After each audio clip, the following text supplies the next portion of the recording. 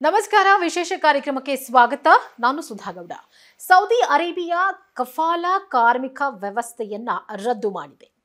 ಏನಿದು ಕಫಾಲಾ ಕಾರ್ಮಿಕ ವ್ಯವಸ್ಥೆ ಅಂತಂದ್ರೆ, ಈಗ ಸೌದಿ ಅರೇಬಿಯಾದಲ್ಲೂ ಕೂಡ ಒಂದಷ್ಟು ಕಾರ್ಮಿಕರಿಗೆ ಅಂತ ಹೇಳಿ ಇಷ್ಟು ವರ್ಷಗಳ ಕಾಲ ನೀತಿ ನಿಯಮಗಳನ್ನ ಅಲ್ಲಿನ ಒಂದು ಸರ್ಕಾರ ರೂಪಿಸಿತ್ತು. ಬಟ್ ಅದರಿಂದ ಸಾಕಷ್ಟು ಸಮಸ್ಯೆಗಳು ಉಂಟಾಗ್ತಾ ಇತ್ತು. ಜೊತೆಗೆ ಸೌದಿ ಅರೇಬಿಯಾಕ್ಕೂ ಅದೊಂದು ಕಳಂಕವಾಗಿತ್ತು.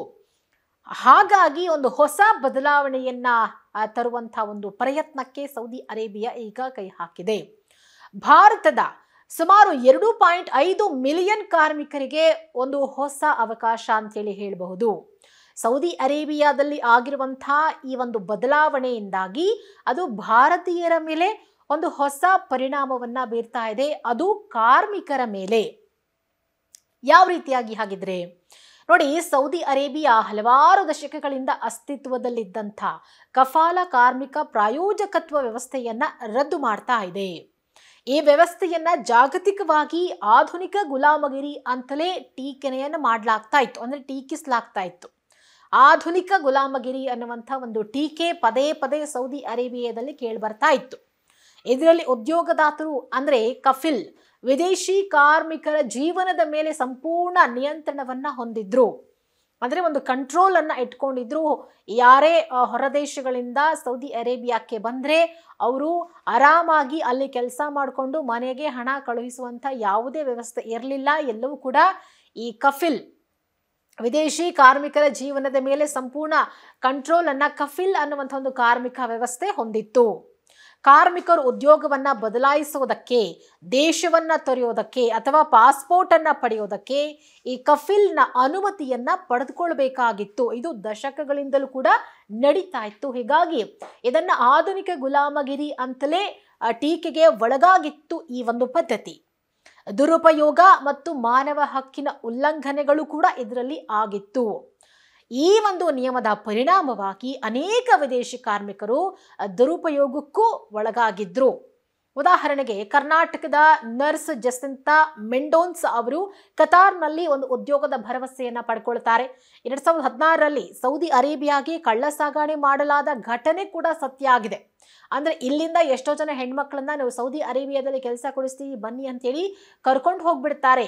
ಅದು ಗೊತ್ತಿಲ್ಲದ ಹಾಗೆ ಮಾನವ ಕಳ್ಳ ಸಾಗಣೆ ಸೌದಿ ಅರೇಬಿಯಾಗೆ ನಡೀತಾ ಇತ್ತು ಇಷ್ಟು ವರ್ಷಗಳ ಕಾಲ. ಒಂದು ಸತಿ ನೀವು ಸೌದಿ ಅರೇಬಿಯಾಗೆ ಎಂಟ್ರಿ ಆದ್ರೆ ಅಲ್ಲಿ ನಿಮ್ಮನ್ನ ಯಾವ ಕೆಲಸಕ್ಕೆ ಬೇಕಾದ್ರೂ ಅವ್ರು ಹಾಕೊಳ್ಬಹುದು. ನಿಮ್ಮ ಹತ್ರ ವಾಪಸ್ ಭಾರತಕ್ಕೆ ಬರೋಕೆ ವೀಸಾ ಇರೋದಿಲ್ಲ, ನಿಮ್ಗೆ ಯಾವುದೇ ರೀತಿ ಕುಟುಂಬದ ಕಾಂಟ್ಯಾಕ್ಟ್ ಇರಲ್ಲ.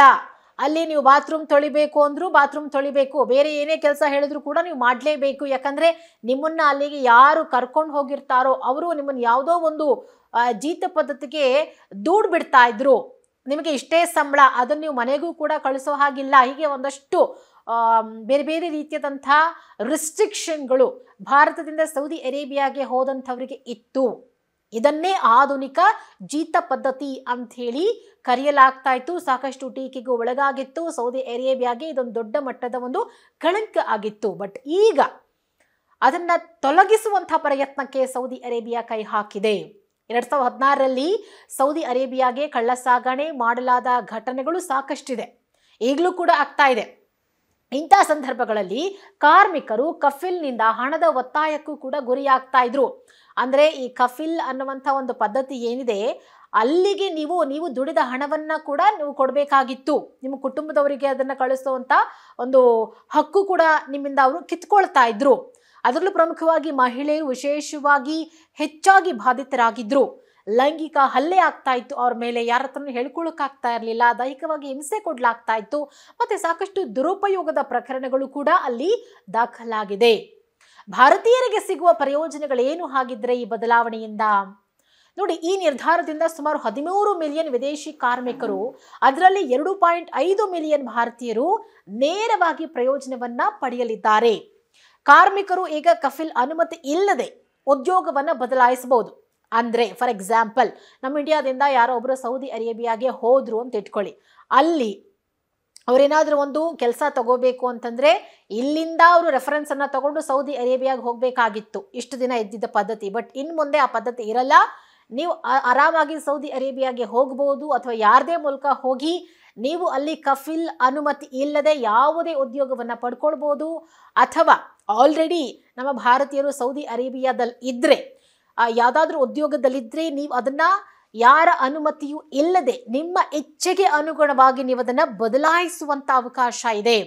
ಮತ್ತು ವೀಸಾವನ್ನು ಕೂಡ ನವೀಕರಿಸಬಹುದು. ಅಂದರೆ ನೀವು ಇಲ್ಲಿಂದ ಹೋಗುವಾಗ ವೀಸಾ ತಗೊಂಡು ಹೋಗಿರ್ತೀರಾ, ವೀಸಾ ಅವಧಿ ಮುಗಿದೋಗಿದ್ರೂ ಕೂಡ ನೀವು ಅದನ್ನು ನವೀಕರಣ ಮಾಡಿಸ್ಕೊಳ್ಳೋಕ್ಕೂ ನೀವು ಕಫಿಲನ್ನು ಅನುಮತಿ ಪಡಿಬೇಕಾಗಿತ್ತು. ಅಂದರೆ ನೀವು ಪುನಃ ವಾಪಸ್ ಭಾರತಕ್ಕೆ ಬರ್ತೀರಾ, ಅಲ್ಲಿ ನೀವು ಯಾವ ಉದ್ಯೋಗದಲ್ಲಿದ್ದರೂ ಆ ಉದ್ಯೋಗ ಒಂದು ಖಾಲಿ ಆಗಿಬಿಡುತ್ತೆ ಅನ್ನೋ ಕಾರಣಕ್ಕಾಗಿ ವೀಸಾ ನವೀಕರಣೆಗೂ ಅವಕಾಶ ಇರಲಿಲ್ಲ. ಬಟ್ ಇನ್ನು ಮುಂದೆ ಉದ್ಯೋಗ ಬದಲಾವಣೆ ಮಾಡಬಹುದು, ವೀಸಾವನ್ನು ಕೂಡ ನೀವೇ ಅಂದರೆ ನವೀಕರಣವನ್ನು ಕೂಡ ನೀವು ಮಾಡಬಹುದು, ಅಥವಾ ಹೊಸ ವೀಸಾ ತಗೊಳ್ಳೋಕ್ಕೂ ಕೂಡ ಅವಕಾಶ ಇದೆ. ಪಾಸ್ಪೋರ್ಟ್ಗಳನ್ನು ಕೂಡ ನೀವು ಖುದ್ದಾಗಿ ಕೊಂಡುಕೊಳ್ಳಬಹುದು. ಕಫಾಲ ವ್ಯವಸ್ಥೆಯ ಇತಿಹಾಸ ಮತ್ತು ಉದ್ದೇಶವನ್ನು ನಾವು ನೋಡೋದಾದ್ರೆ, ಯಾಕೆ ಕಫಾಲ ವ್ಯವಸ್ಥೆ ಅಲ್ಲಿ ಇತ್ತು ಅನ್ನೋದಾದ್ರೆ, ನೋಡಿ 1950ರ ದಶಕದಲ್ಲಿ ಪ್ರಾರಂಭವಾದಂಥ ಈ ಒಂದು ವ್ಯವಸ್ಥೆಯ ಉದ್ದೇಶ ಏನಪ್ಪಾ ಅಂತಂದ್ರೆ, ವಿದೇಶಿ ಕಾರ್ಮಿಕರನ್ನ ನಿಯಂತ್ರಣಕ್ಕೆ ತೆಗೆದುಕೊಳ್ಳುವುದು.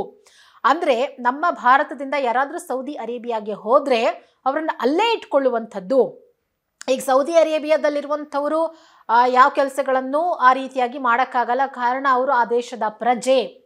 ಅವರಿಗೆ ಯಾವುದೇ ಕೆಲಸವನ್ನ ಮಾಡೋಕ್ಕಾದ್ರೂ ಅವ್ರಿಗೆ ರೈಟ್ಸ್ ಇರುತ್ತೆ, ವೀಸಾ ಪಡ್ಕೊಳ್ಳೋಕ್ಕೂ ರೈಟ್ಸ್ ಇರುತ್ತೆ. ಬಟ್ ವಿದೇಶಿಗರು ಅಂತಂದಾಗ ಅವ್ರನ್ನ ಕಂಟ್ರೋಲ್ನಲ್ಲಿ ಇಡಲಿಲ್ಲ ಅಂತಂದಾಗ ಅವ್ರು ಯಾವಾಗ ಬೇಕಾವಾಗ ಕೆಲಸಗಳನ್ನು ಬದಲಾಯಿಸುವಂಥದ್ದು, ಆಮೇಲೆ ದುಡ್ಡು ಮಾಡಿಕೊಂಡು ಇಂಡಿಯಾಗೆ ಅದನ್ನು ಸಾಗಿಸುವಂಥದ್ದು, ಅಥವಾ ಯಾವಾಗ ಬೇಕಾವಾಗ ಇಂಡಿಯಾಗೆ ಬರೋದು, ಯಾವಾಗ ಬೇಕಾವಾಗ ಸೌದಿ ಅರೇಬಿಯಾಗೆ ಹೋಗೋದು, ಈ ರೀತಿಯಾದಂಥ ಚಟುವಟಿಕೆಗಳು ಹೆಚ್ಚಾಗಿ ನಡೆದ್ರೆ ಅದು ಸೌದಿ ಅರೇಬಿಯಾದ ಆರ್ಥಿಕತೆಯ ಮೇಲೆ ಪರಿಣಾಮ ಬೀರುತ್ತೆ, ಭಾರತಕ್ಕೆ ಲಾಭ ಆಗುತ್ತೆ ಅನ್ನೋ ಉದ್ದೇಶದಿಂದ ವಿದೇಶಿ ಕಾರ್ಮಿಕರನ್ನ ನಿಯಂತ್ರಣ ಮಾಡಲಾಗ್ತಾ ಇತ್ತು 1950ರ ದಶಕದಿಂದಲೂ ಕೂಡ. ಈ ನಿಯಮ ಸೌದಿ ಆರ್ಥಿಕತೆಯ ನಿರ್ಮಾಣದಲ್ಲಿ ಸಹಾಯ ಮಾಡ್ತಾ ಇದ್ರೂ ಕೂಡ ಕಾಲಕ್ರಮೇಣ ಇದು ಶೋಷಣೆ ಮತ್ತು ದುರುಪಯೋಗಕ್ಕೆ ದಾರಿಯನ್ನ ಮಾಡಿಕೊಡ್ತು. ನಿರಂತರ ಶೋಷಣೆಯಿಂದ ಕಾರ್ಮಿಕರು ತಮ್ಮ ಹಕ್ಕುಗಳಿಗಾಗಿ ಹೋರಾಡೋಕ್ಕೂ ಕೂಡ ಸಾಧ್ಯ ಆಗ್ತಿರಲಿಲ್ಲ. ಹೀಗಾಗಿ ವಿಷನ್ 2030 ಮತ್ತು ಕಫಾಲ ವ್ಯವಸ್ಥೆಯ ಒಂದು ರದ್ದು ಮಾಡಬೇಕು ಅನ್ನುವಂಥ ವಿಚಾರ ಈಗ ಅಲ್ಲಿ ಜಾರಿಗೆ ಬಂದಿದೆ. ಈ ವ್ಯವಸ್ಥೆಯನ್ನು ರದ್ದುಗೊಳಿಸೋದಕ್ಕೆ ಕಾರಣವಾಗಿರೋದು crown prince Mohammed bin Salman ಅವರ ವಿಷನ್ 2030 ಅನ್ನುವಂಥ ಯೋಜನೆ. ಈ ಯೋಜನೆಯ ಉದ್ದೇಶ ಸೌದಿ ಅರೇಬಿಯಾದ ಜಾಗತಿಕ ಇಮೇಜ್ ಅನ್ನ ಸುಧಾರಣೆ ಮಾಡುವಂಥದ್ದು, ವಿದೇಶಿ ಹೂಡಿಕೆದಾರರನ್ನ ಆಕರ್ಷಣೆ ಮಾಡುವಂಥದ್ದು ಮತ್ತು ಕಾರ್ಮಿಕರ ಹಕ್ಕುಗಳ ರಕ್ಷಣೆಯತ್ತ ಮಹತ್ವದ ಹೆಜ್ಜೆಯನ್ನ ಇಡುವುದು. ಸೊ ಇಷ್ಟೆಲ್ಲ ಬೆಳವಣಿಗೆಗಳು ಆದರೆ ಜಾಗತಿಕ ಮಟ್ಟದಲ್ಲಿ ಸೌದಿ ಅರೇಬಿಯಾಕ್ಕೆ ಮತ್ತೊಂದು ಉನ್ನತ ಮಟ್ಟದ ಹೆಸರು ಬರುತ್ತೆ, ಈಗ ಇರುವಂಥ ಕೆಟ್ಟ ಹೆಸರು ತೊಲಗಿ ಹೋಗುತ್ತೆ ಅನ್ನುವ ಒಂದು ಹೊಸದಾಗಿರುವಂಥ ಮಹದ ಉದ್ದೇಶದಿಂದಾಗಿ ಈ ಒಂದು ಕಾರ್ಮಿಕ ಪದ್ಧತಿ ಏನಿತ್ತು ಅದನ್ನ ರದ್ದು ಮಾಡಲಾಗ್ತಾ ಇದೆ. ಮಾನವೀಯತೆ ಮತ್ತು ನ್ಯಾಯದತ್ತ ಹೆಜ್ಜೆಯನ್ನ ಇಡೋಕೆ ಸೌದಿ ಅರೇಬಿಯಾ ಮುಂದಾಗ್ತಾ ಇದೆ. ಸೌದಿ ಅರೇಬಿಯಾದ ಈ ನಿರ್ಧಾರ ಮಾನವೀಯತೆ, ನ್ಯಾಯ ಮತ್ತು ಕಾರ್ಮಿಕರ ಹಕ್ಕುಗಳ ರಕ್ಷಣೆಯತ್ತ ದೊಡ್ಡ ಹೆಜ್ಜೆ ಆಗಿದೆ. ಇಂಥ ಬದಲಾವಣೆಗಳು ಇತರೆ ಗಲ್ಫ್ ರಾಷ್ಟ್ರಗಳಿಗೂ ಮಾದರಿ ಆಗುವಂತಹ ನಿರೀಕ್ಷೆ ಇದೆ. ಈಗ ಸೌದಿ ಅರೇಬಿಯಾ ಥರನೇ ಬೇರೆ ಗಲ್ಫ್ ರಾಷ್ಟ್ರಗಳಲ್ಲೂ ಕೂಡ ಈ ಥರದ ಒಂದಷ್ಟು ಕೆಟ್ಟ ಪದ್ಧತಿಗಳು ಇದೆ. ಅದು ಕಾರ್ಮಿಕರ ಹಕ್ಕುಗಳನ್ನ ಕಸಿದುಕೊಂಡಿದೆ, ಮಾನವೀಯತೆಯ ಮೌಲ್ಯಗಳನ್ನ ಕಳೆದುಕೊಂಡಿದೆ. ಹಾಗಾಗಿ ಸೌದಿ ಅರೇಬಿಯಾದಲ್ಲಿ ಈ ಬದಲಾವಣೆ ತರೋದ್ರಿಂದ ಇದು ಲಕ್ಷಾಂತರ ಕಾರ್ಮಿಕರಿಗೆ ಭರವಸೆಯ ಸಂಕೇತವಾಗುವುದಲ್ಲದೆ ಇತರೆ ಗಲ್ಫ್ ರಾಷ್ಟ್ರಗಳಿಗೂ ಸೌದಿ ಅರೇಬಿಯಾ ಮಾದರಿ ಆಗುತ್ತೆ ಅನ್ನುವಂಥ ನಿರೀಕ್ಷೆ. ಅದರ ಜೊತೆಗೆ ಕಾರ್ಮಿಕರ ಬದುಕಿನಲ್ಲಿ ಸ್ವಾತಂತ್ರ್ಯವನ್ನ ಹೆಚ್ಚು ಮಾಡುತ್ತೆ, ಅವರನ್ನ ಯಾವುದೇ ಕಾರಣಕ್ಕೂ ನಿಯಂತ್ರಣ ಮಾಡೋದಿಲ್ಲ. ಈ ಬದಲಾವಣೆಗೆ ಕಾರ್ಮಿಕರಿಗೆ ಮಾತ್ರವಲ್ಲ ಅವರ ಕುಟುಂಬಗಳಿಗೂ ಸಹ ಲಾಭಕಾರಿಯಾಗಿದೆ. ಅಂದ್ರೆ ವಿದೇಶದಲ್ಲಿ ದುಡಿಯುವಂಥವರು ಹೆಚ್ಚು ಸುಗಮವಾಗಿ ಹಣವನ್ನ ಕಳುಹಿಸಬಹುದು ಮತ್ತು ಭದ್ರತೆಯಲ್ಲಿಯೇ ತಮ್ಮ ಭವಿಷ್ಯವನ್ನ ರೂಪಿಸಬಹುದು. ಬೇರೆ ದೇಶದಿಂದ ಸೌದಿ ಅರೇಬಿಯಾಗೆ ಹೋದಂಥವರಿಗೆ ಅಲ್ಲಿ ಒಂದು ಭದ್ರತೆ ಕೂಡ ಇರಲಿಲ್ಲ. ಯಾವಾಗ ಬೇಕಾಗಿ ಅವರನ್ನ ಹತ್ಯೆ ಮಾಡ್ಬೋದಾಗಿತ್ತು, ಅವ್ರ ಮೇಲೆ ಲೈಂಗಿಕ ದೌರ್ಜನ್ಯ ನಡೀತಾ ಇತ್ತು, ಯಾವುದೇ ಸೆಕ್ಯೂರಿಟಿ ಇರ್ತಾ ಇರಲಿಲ್ಲ. ಬಟ್ ಈಗ ಹಾಗಲ್ಲ, ಅವರನ್ನೂ ಕೂಡ ಸೌದಿ ಅರೇಬಿಯಾದಲ್ಲಿ ಇರುವಂಥ ಸಾರ್ವಜನಿಕ ರೀತಿ ನೋಡಲಾಗುತ್ತೆ.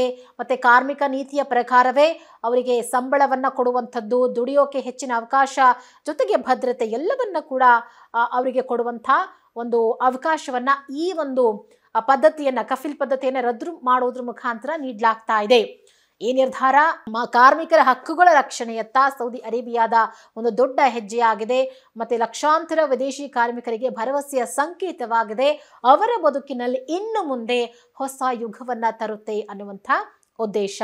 ಹೀಗಾಗಿ ಸೌದಿ ಅರೇಬಿಯಾದಲ್ಲಿ ಈ ಒಂದು ದೊಡ್ಡ ಮಟ್ಟದ ಬದಲಾವಣೆ ನಮ್ಮ ಭಾರತಕ್ಕೂ ಕೂಡ ಬಹಳ ದೊಡ್ಡ ಮಟ್ಟದಲ್ಲಿ ಉಪಯೋಗ ಆಗತ್ತೆ. ಇನ್ನು ಮುಂದೆ ಸೌದಿ ಅರೇಬಿಯಾಗೆ ಹೋಗೋದಕ್ಕೆ ಹೆದರಿಕೊಳ್ಳುವಂಥ ಅವಶ್ಯಕತೆ ಇಲ್ಲ. ಎಲ್ಲಾ ರೀತಿಯಾದಂಥ ಸ್ವಾತಂತ್ರ್ಯ, ಕಾರ್ಮಿಕ ಸ್ವಾತಂತ್ರ್ಯ, ದುಡಿಯುವ ಸ್ವಾತಂತ್ರ್ಯ ಎಲ್ಲವೂ ಕೂಡ ಇನ್ನು ಮುಂದೆ ಸಿಗಲಿದೆ.